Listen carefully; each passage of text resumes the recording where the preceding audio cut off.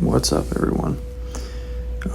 We are in the infusion center, rocking the Rituximab.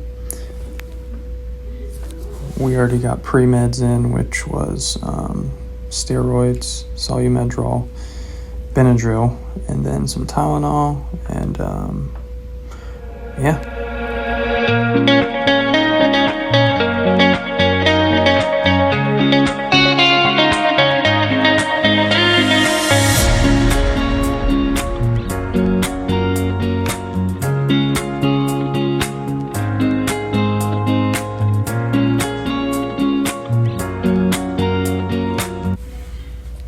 I'm doing this because whenever I first started the Rituximab journey 4 years ago, there wasn't much online or on YouTube to be able to describe the experience, and for me that was a bit daunting going into something not knowing people's experiences. So I want to come on here and just tell you how it is and what treatment looks like. So yeah, a little background of Rituximab treatment is a monoclonal antibody used to treat certain illnesses. Some of those are non-Hodgkin's lymphoma, chronic lymphatic leukemia, but also in my case, it is able to treat diseases that are autoimmune based. It does work by targeting a specific protein called CD20 found on the surface of B cells, a type of white blood cell involved in the immune response. So by binding to CD20, the Rituximab destroys those B cells that are attacking yourself, thereby reducing inflammation and abnormal cell growth.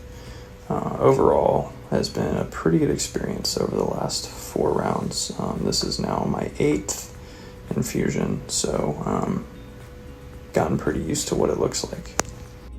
So the infusion is monitored by a nurse and a doctor. They come in every 30 minutes and check the IV. They also have to titrate it, so they start it I think it's 60 mLs per hour, and they titrate up as the time goes by and your body gets used to it. The main reason why I wanted to obviously come on here is to discuss any of the potential side effects. So for me, it's like a 3-day almost detox of the drug. The first day is nausea, potential vomiting, and some IBS issues. The second day, it throws my body for a really big loop, and I'm not as coordinated and have a lot of brain fog, and just don't really feel like myself. Very out of body experience. And then typically day 3, I'll have some cold sweats, flu-like symptoms, never really a fever, but my body feels very flush all the way over, which is kind of crazy. It just, I think, is your body getting used to the medication that it hasn't seen in a while. And then really day 4 is where things start to trend up and look a little bit better.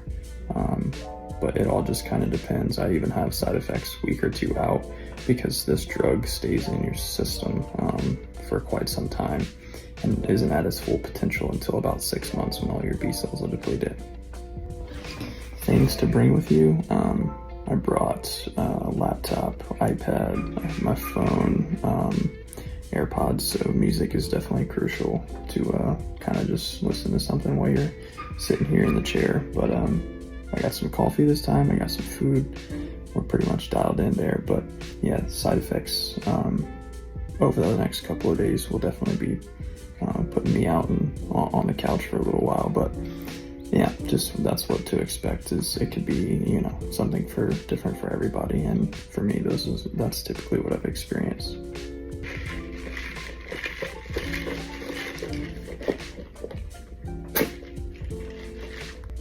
This is the fun part. I get to roll my IV into the bathroom.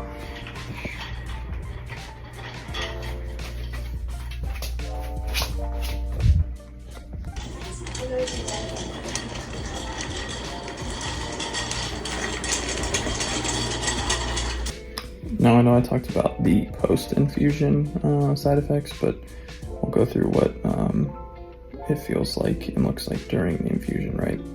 So it's more annoying than it is painful, but they obviously have to set the IV.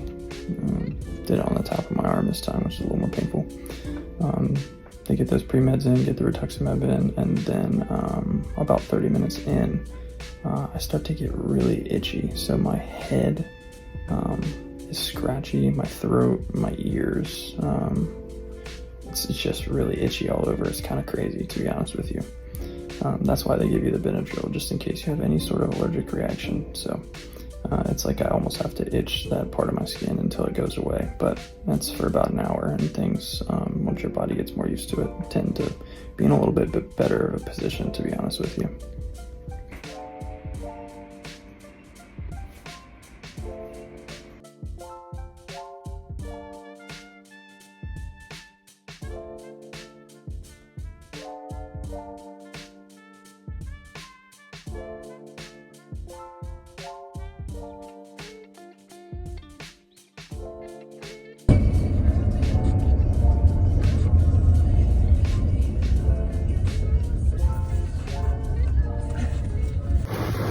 So I'm back home, picked and prodded on both sides. Got the blood work.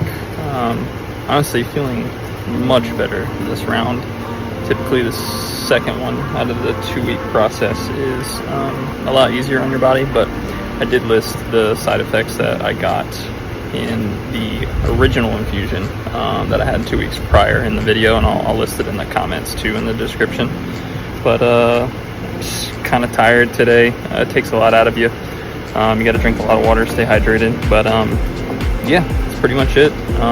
We'll wrap this up, and I'll come back day 2 for how I'm feeling. Hey, what's up, everybody? It's day 2 after the Rituximab infusion. I think I spoke a little too soon yesterday when I said I was feeling good, and things were trending up, because about an hour or 2 after that last video I made, everything hit me like a ton of bricks when it comes to the side effects. So I got like super nauseated and had the shakes like all over, which is really weird. And then I got like really bad body aches. It's not like a sore from like a workout sore. It's more of just like your body's super weak. And then lastly, I got some pretty serious brain fog. At one point I was like trying to have a conversation with my wife and like couldn't form sentences. And that's really kind of frustrating too. But not here to deter anyone away from the treatment. Just want to kind of state the facts. But yeah, we're day 2, and overnight was pretty rough. Same thing, just like super nauseous, and then like you just get a ton of insomnia. I just pretty much sit there and stare at the ceiling and can't sleep. And then this morning I woke up with like flush throughout my entire body, which basically means you don't have a fever, but the entire body's just hot. Like it's hot to the touch, and it feels like you're burning up. So working through those right now. Hopefully once I get some food in me and some medication, it should kind of clear off a little bit. So, you know what? I guess I'll tell you a little background about the autoimmune disease that I currently deal with. But it's called membranous nephropathy. I know it sounds like a completely different language, but it's a kidney really disorder caused by the immune system. And it is characterized by the thickening of like the glomerular basement membrane within the glomeruli, which is basically your vessels that run to your kidneys. And they're the filtering units for the kidneys. The thickening of those is due to the deposition of the immune complexes, which is antibodies that bind to the antigens on the membrane, which lead to the nephrotic syndrome. That specific immune complex is called anti-PLA2R, and that's how we do it. That's how we take blood and test my blood to see if the disease is active whenever we do relapses or remissions. The key factors that, come after the membranous when things get bad, it's excessive proteinuria, which is protein in the urine, edema, swelling in the legs, which in beginning years, I had quite a bit of, I was swollen all over. And then like low albumin, which is like a hypoalbuminemia,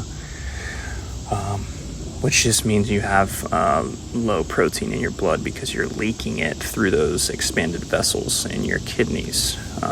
It also messes with the lipids in your blood. There's two types. You can have it, secondary to something, which I do not, and mine is called primary, which is idiopathic, which basically just stems from other autoimmune conditions, probably the Hashimoto's thyroiditis that I had that got out of control and stemmed into something else. But as of right now, really the only treatments out there are like immunosuppressants, and then other, there are a few other oral pills that you can do to try to knock those things out, which I'm also on, like blood pressure medications, cholesterol medications, and then there's even some mixes out there that like Farxiga that can take care of long-term kidney disease to help out as well. What's up? Checking back in. Day 3, so post-infusion. Infusion was Friday, this is Sunday, so really just kind of count the day of the infusion, day 1, for all intents and purposes. But yeah, for the most part, all, if not most of the side effects have kind of subsided. Only thing sticking around, a little bit of a headache, kind of shaky, like in the hands. And then just some, lethargy, nothing crazy.